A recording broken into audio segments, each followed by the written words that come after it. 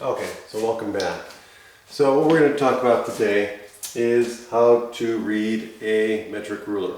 Okay, so metric ruler is very similar to the ruler for U.S. customary measurements like inches and inches,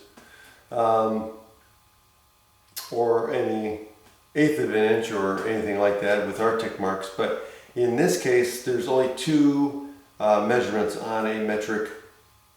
There are two measurements on a metric ruler: the centimeter and the millimeter. Okay, and so as you recall, a centimeter is 10 millimeters. Okay, so for every 10 millimeters is equal to 1 centimeter. In fact, I have a centimeter ruler right here.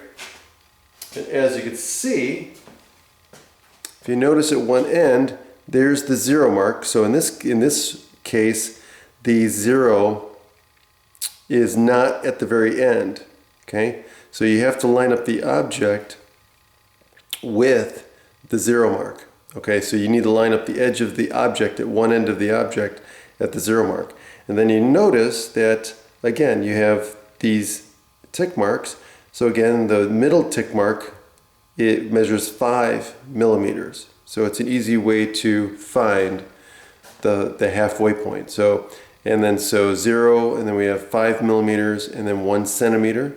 So again, 10 millimeters equals 1 centimeter. So you've got millimeters, which are the little tick marks, and then you've got the centimeters here. So this is what we would call, this is a metric ruler. Okay? And so how do you use a metric ruler? Well, the same way that you use any ruler. Okay?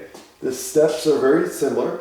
So one is you align the rule along the object, right? And again, you got to line up the zero mark, whether it's at the end of the rule or if it's somewhere close to the end, like in the one I showed. Then you want to count the number of millimeters and or centimeters for the length, to determine the approximate length of the object. Okay? And then once you do that, then you're going to just use eye judgment to estimate